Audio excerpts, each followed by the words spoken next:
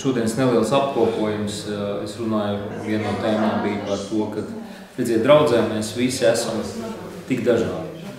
Mēs atnākam šeit tik dažādiem kultūru vēsturiskiem backgroundiem, pagātnēm, ģimenes audzināšanām.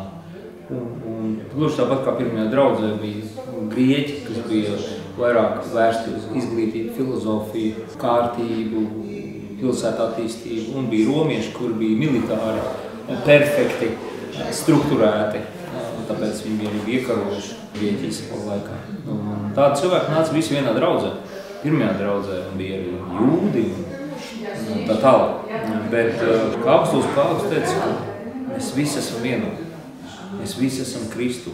Tāpat arī šodien es teiktu, mēs satiekamies draudzēs, mēs satiekamies kristīgajā komunā, vispār dzīvē. Mēs satiekamies tik dažādi.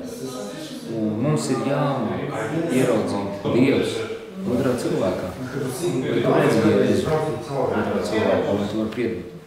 Vai tu vari sadzirdēt, vai viņi saprast, vismaz mēģināt būt debesīs kopā šo cilvēku tagad vienādi Kristu.